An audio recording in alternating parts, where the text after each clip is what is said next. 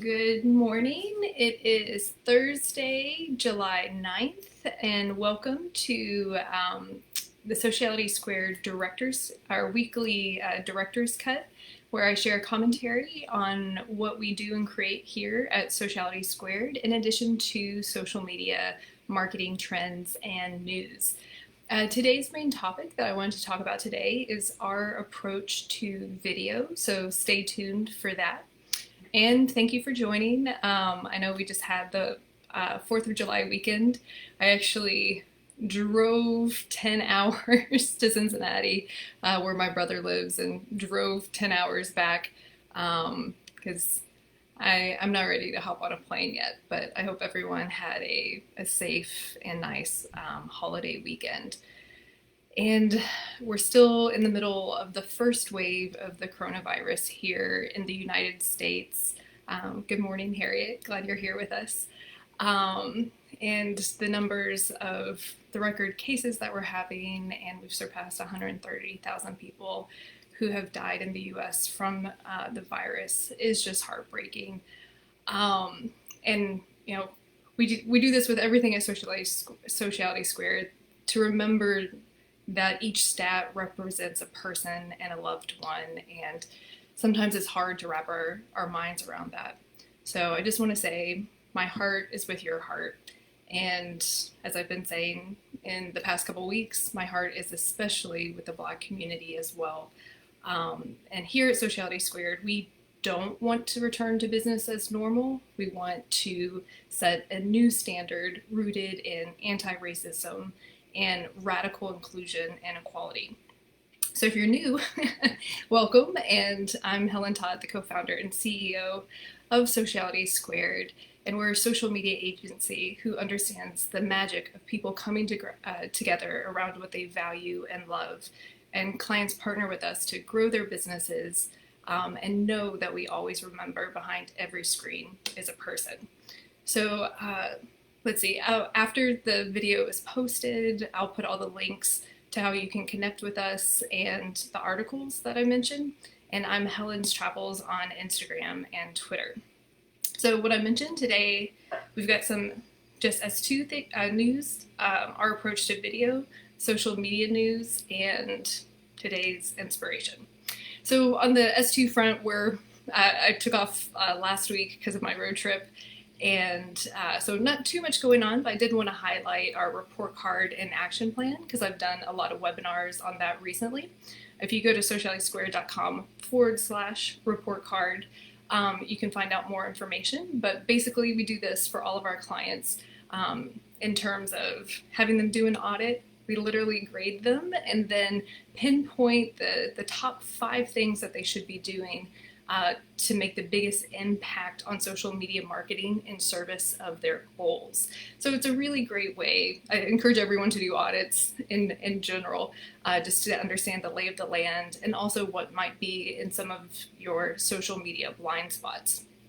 And really, I know how much time it takes to create content and have a social media presence, and we certainly don't want all of those efforts to go into the internet black hole. So you really want to maximize those, and doing an audit, report card, and action plan can help with that. So I was asked the other day my thoughts on video at S2, and I thought that might be an interesting topic here. I know sometimes I get maybe a little bit more philosophical. So today I'll talk a little bit more tactical, I guess, or strategical. So the question that I was asked was if I think every business should be doing video, and my answer is yes. And really no one shouldn't have an excuse not to do video, because it is so easy and free and cheap to do video now. When I say video, you shouldn't be thinking of huge high gloss TV productions. Like literally, it took me a second to push a button and go live this morning. So video creation is just so easy to make. And I'll go over a few tools and tips that we like. But one statistic for traffic is So everything's going mobile anyway. Our screens are getting smaller. We're scrolling through our phones and needing what we call thumb stopping content to really, get thumbs to stop, whether it's a visual or a video, to get people to stop and engage with our content and pull them in further, whether that's copy or a link or whatever action that we want them to take. And video is just so great in conveying a lot of information in a short time period. One form of video that we actually really like, I don't know if I said the statistic, video on track is going to be nearly 80% of mobile data traffic by 2022. So we're moving to working on mobile, and then within mobile, video is just going to take over. And what I was just saying, one of the reasons why is you can convey so much information so shortly and succinctly with video. That's just a very powerful medium. So going back to the report card, we grade our clients on whether or not if they have video in their strategies. So yes, everyone should be doing video. Same way, kind of, everyone needed a business card. Then the internet happened. Everyone needed a website. Social media happened. The social web 2.0. Everyone needed a Facebook page. And I think as a content layer, everyone really should be embracing video. And if you're reading or listening and haven't really done that yet, I encourage you to do it and to dip your toes, because there's so many benefits of doing it. So in terms of how we think about video strategy, one, we kind of take an approach of, well, I guess let me step back. So we create video for our clients, but we also work with our clients if they do in-house or work with other production companies to create video. So we're very collaborative in that sense. But with a social first strategy, you think about social from the get-go and just don't tack it on later. So if you take that with video, what that means is do a huge production, spend money, or on, say, a web video or a TV commercial, and that's like, oh, we should share that on social afterwards, and just kind of tack it on as an afterthought.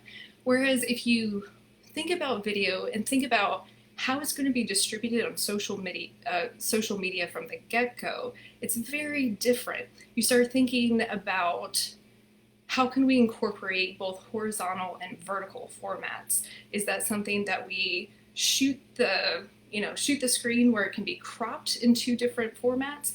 Or maybe that's where we have one video with an interview that goes live, and then maybe you're shooting behind the scenes in vertical. You start thinking about the formats in which people are going to watch them and the culture of the platforms, and build that into how you're thinking about video. So when we do social first video, we always think about how they're going to be engaged with on social media. The other thing that we also think about, well, we always start with what is the goal? What do you want to achieve with this? Is it engagement? Is it views? And if it's views driven, maybe you just want to put, if you spent some money on a video, you want to send all the traffic to one video, and maybe that lives on YouTube, so that you get the search benefits of YouTube. Or if it's just baking in video into your strategy, it could be spreading out your eggs in many baskets and just distributing video across all platforms, which is what we tend to do, is repurpose your video and put it on as many platforms as possible, and ideally in the culture of the platforms. So if you have a video like this live video here, we're going to download it and also share it onto YouTube. And eventually you can also cut this into clips and share the video clips as teaser trailers back to this as just one example. And the person who was asking me about video was like, I think they were kind of curious if there would be any reason why you would host video and maybe not use YouTube. And there are reasons to host video that's not on YouTube. That's not really what we do at Sociality Squared, but say you have walled content or educational content behind a wall, that might make sense to host it on a platform that doesn't have any social elements. I've also seen that before for some of these webinars where you, as part of the email funnel, where you can't forward through them or anything. From a social media lens, where you want to reach your community and engage and have your story resonate with them, we tend to lean into social videos to get the most bang for your buck. So, and then also, what is your goal? What do you want to achieve? And where's your audience? If you have a young, or if you don't have a young audience, you shouldn't really be thinking about TikTok. So if you're a B2B company, you should really be thinking about how you're doing your video on YouTube for search and sharing it on LinkedIn. So you have to take into consideration also where your audience is as well.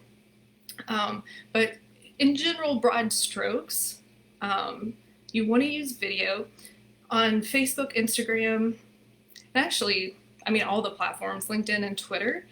Video performs well in the feeds and gets distribution. So that's one thing. And they're all kind of competing against each other and looking for high quality video content. So it works for the algorithm. So that's a great thing. Video on YouTube is so important to build out video libraries and to put your videos on there because YouTube is a massive search engine. It's the second largest search engine in the world behind Google, and Google owns it. So if you have any search strategy, YouTube should be part of that. And if you think about search like blog posts, you optimize each blog post and it acts as another page on your website that can be optimized to drive you traffic. Same thing with videos on YouTube. You can optimize each video on YouTube for keywords or the topic that you're presenting on, or your video showcases, and optimize. So the more videos you have with different topics, the more likely that you're going to be, your searchability and discoverability factor will go up. And then on Facebook and Instagram, well, actually all the platforms you can go live now, except for LinkedIn. You have to apply, and they're being super strict with who they're allowing to go live with LinkedIn. But it's so easy to go live, and they're all pushing the product, so you get the benefits of, if you follow people, notifications of that people are going live. So video should absolutely be in your strategy. Instead of just doing one-off big launch videos, I would really encourage you to think about how you can incorporate video on a regular basis as part of your content. Maybe that could be taking product features or product benefits or your company's services and turning those into little tidbits of videos. So it doesn't have to be grandiose storytelling either. It could just be taking some of your content pillars that you already have and making it more interactive with a video element. And in terms of different ways to create video, I have a lot of hacks we do for our clients, because we work with clients with different budgets, and depending on our production budgets, depends on what type of video that we can do. And when I use the word video, I use it in the broadest sense possible of kind of almost any moving image that the platforms treat as video. So that could be on Instagram cinemagraphs. One of our favorite are GIFs, because they're MP4 files that even within 6 seconds of just a quick little image, the platforms treat as video. So what did I say? Little animations like cinemagraphs, GIFs. We're big fans of GIFs because it's the low production costs, but huge benefits of using them. Graphic videos, which don't have any really filmed content like this. And then, a mix like interview style videos or regular video and any and everything in between. So for GIFs, one of my favorite tips, which they did something so smart and Facebook recently acquired them, is that they're everywhere. So if you set up a branded Giphy account, you can actually have your GIFs, create custom GIFs that show up as stickers in Instagram. And you can actually, with Giphy, I mean, we have a Sociality Squared Giphy account, and it has millions of views. So it's kind of like this underrated platform for brand awareness. But by even hosting GIFs there, you can get your custom GIFs and stickers on Instagram. And using GIFs on the feed, we've turned GIFs into videos, and because they're just kind of short little, almost slideshow movies, they perform really well for ads too. And that's such a low cost production that you could do. And actually Facebook Creator, all the platforms are kind of building out tools to make it even easier to create any type of image and video. And Facebook, using Facebook Creator, you can actually just upload 10, up to I think 10 images, like a slideshow, and it just pins them together. So you can take 10 still images and pin them together. So super easy. Other tools that we use, you can create short little, more like animation style things on Canva. We like Adobe Spark too. They have an app where you can do it. And there's a ton of apps for Instagram, doing vertical animations and moving. I don't have any favorites off the top of my head. And of course, if you work with a production team like us, we can also create custom ones with our editing tools. Tom on the team is an amazing video editor and has actually worked on editing movies before. So we're very lucky to have him on our team and work on our clients on that front. The other thing that I wanted to say about video, is going live. It's so easy, and talk about low production costs. I mean, there is some prep that needs to go into knowing what you're going to say before you go live, but it's literally push a button and you go live. So we've been doing social media, or at least Sociality Squared, for 10 years, and it's hard to you get so caught up in the moment you forget where we came from. We did a live video for No Labels launch where this was, I think, really the only political campaign we've done before, but they were not, not left, not right, forward. And they got, I think, 50 different senators and congresspeople together in New York City to launch their organization. And what year? I forget what year it was, but it was in the early days of Sociality Squared, and we wanted to live stream, and to live stream the event, and to live stream, we literally had to hire a production company that specialized in, I think it was live stream, which is still around, to come in and use their own video equipment and own encoders to be able to do it. Like almost like live TV production, but specific to being able to go live on the social feeds. So the fact that it is so easy now, really no one doesn't have an excuse to do video. And you have Instagram TV, Instagram Live, which is great, and it's so easy to bring on a second person just within the app itself, where you can do split screen and interview someone, which Facebook Live is a little bit harder without some extra tools. And two tools I wanted to point out on Live, which is really interesting, is, or at least on my radar, is StreamYard. It makes it really easy and affordable to go live on one camera and then distribute live to multiple platforms at once. And then another one, you can actually do that with Zoom. You can use Zoom and then broadcast your Zoom conference calls to other platforms as well, which is really neat. And another tool on the video front, I'll have to look a little bit closer because I haven't seen, I haven't looked that closely, if I'm very honest, on the consumer facing front is, but I've seen more on the B2B front, and internal video front is Loom, Loom. And what they do is they make it super easy to do like video answers, instead of like hopping on a Zoom call to share screens or doing FaceTime to share stuff. Loom, it is almost like like screenshotting, but with video, where you just highlight something, you go live. It's like if I were to explain, I'm looking at my show notes document right now to someone else, like to help write it. It's like, for this section, I just highlight it, shoot a little video, and then it does it like a markup tag, kind of like how comments are on, Adobe PDF markups. And then you just click it and you have these little video pop-ups with little video answers and how to. So I'm a big fan of it. I actually had one accountant pitch that as part of his services of, yeah, if you have any questions, we'll create quick little Loom videos and shoot you the answers so that you get them right away.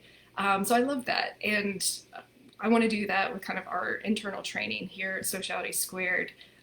Instead of doing big long videos explaining everything, just makes it easy to do short little quick videos. So there's so many different applications. But if you only take away one thing from today's call, is test video, get comfortable with it, and start small. You can start small, like using GIFs or Facebook Creator and do slideshow videos, or using animation app, or if you would like to have help, of course, this is what we do at Sociality Squared. Okay, so I have trying to keep this to 30 minutes. I did want to go over just some news because I was offline most of the weekend. I was actually catching up a little bit this morning, but a few highlights that I wanted to point out. The Facebook ad boycott for Stop Hate for Profit. Not much has changed since I last spoke to you, I feel like, in terms of progress being made on the Facebook front, but over 500 different organizations have joined the boycott.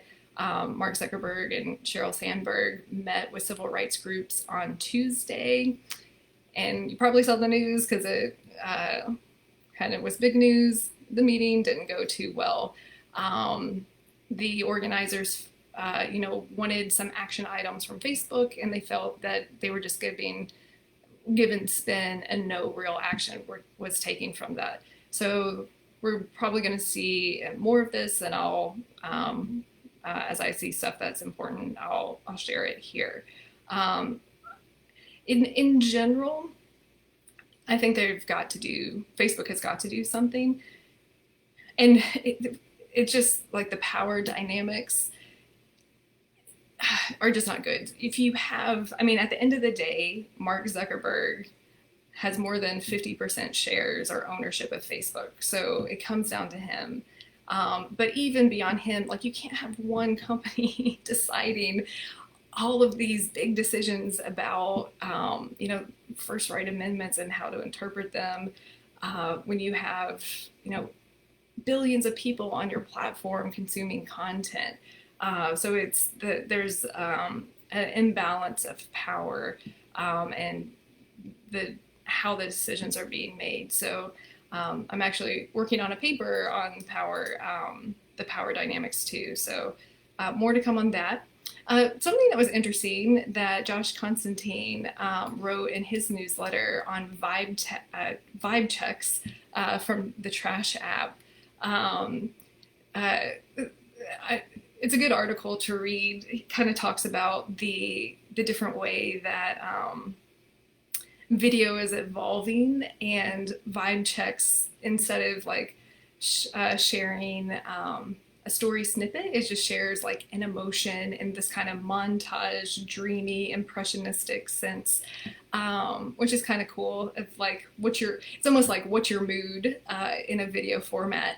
And it uses and this is the thing that I think is really smart with this app, and we're going to see more of too, is AI making the editing process and the creation process even easier. And Vibe does that in these like, what's your vibe check, moody things.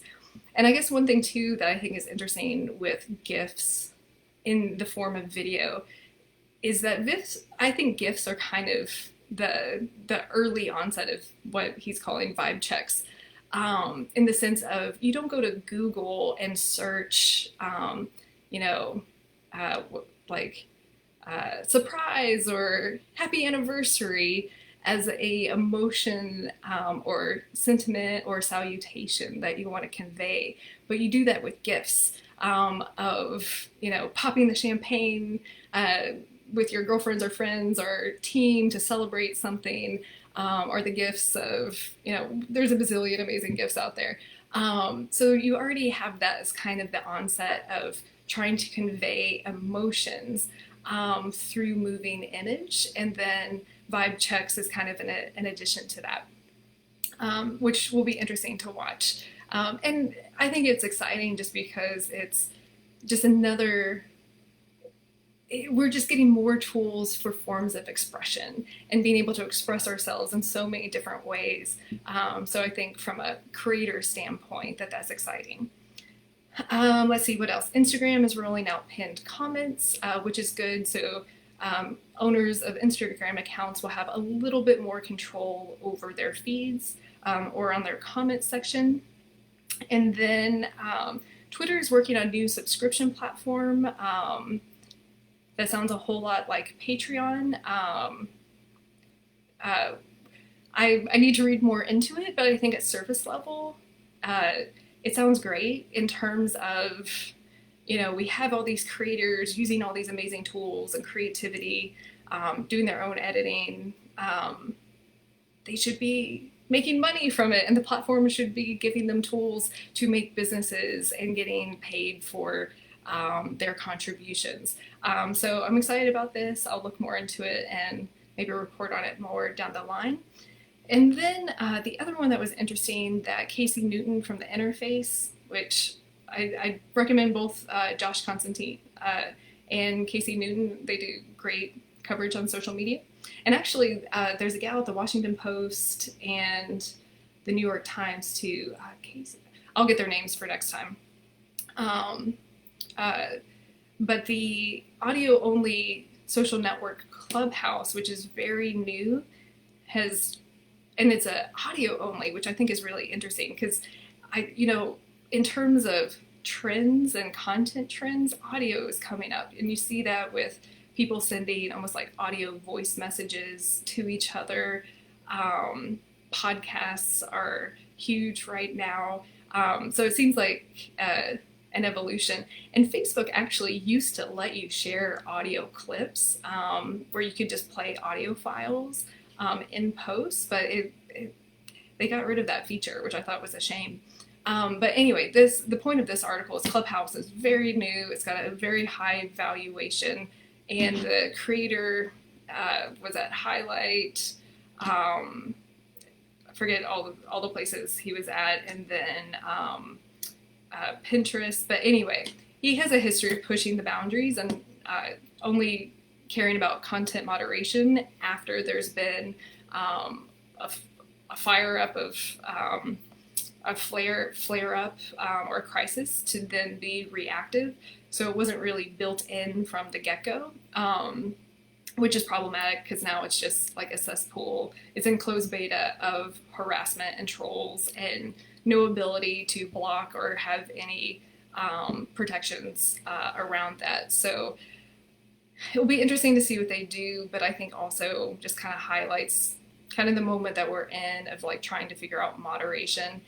And there's just not a standard across platforms of what it is. And what's kind of currently being debated with the legislation is that, I forget the title of it, but where we're currently at is each platform can have its own terms of service, and the only thing legally is that they have to apply that terms of service equally across all of its users.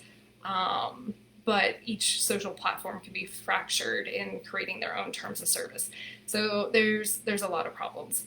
And on the problem front, another one that Casey Newton also talked about, which also made big news, is TikTok and how on a Fox interview that the Trump administration might be looking to block TikTok in the U.S. And I didn't realize this, which I need to look into it, that Facebook has released its own version of TikTok, the Reels app. So we'll see if this takes off or not. But there's a lot of Chinese versus US ideology that kind of go head to head with TikTok from internet and censorship. But the big thing that they're concerned about is TikTok supplying data to the Chinese government, which is problematic. So it goes more into bigger political, in addition to that, bigger political head-to-head as well. And India already banned the app too, so I know teenagers love TikTok. It's been a ton of time practicing their little TikTok dances and sharing them with friends. So it'll be interesting to see how this unfolds. In my opinion, I need to dig into this a little bit deeper, but I think it's a massive red flag that China is or TikTok is applying and has applied Chinese-style censorship in the United States. And it's getting a little bit more political, but when all of the Hong Kong protests were really big, they just weren't on the platform at all because they were being censored. So from an American ideological perspective, that's really problematic. So we'll see how this unfolds. But this was a really good article. And then we're at time, and for the inspiration, yeah, I don't actually have something prepared. I was hoping to come up with something on the fly. It's in the country right now, there's so much, like we're in the middle of civil rights, a pandemic, an election year. It is just so much going on right now. Yeah, so I find whatever you need to take care of yourself and your family and your loved ones in the midst of all of this. For the inspiration, I'll leave you with a Dolly Parton quote on this front. Because even here in New York City, the numbers are going down, but we're seeing, across the country, hotspots. Let me pull up this quote so I don't missay it.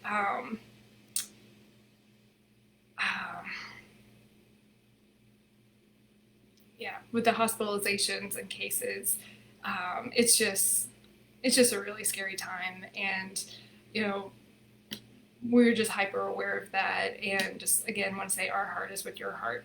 And here's just a little uplifting quote from Dolly Parton as we're all trying to get through this year, and I'm a big fan of Dolly. Storms make trees take deeper roots.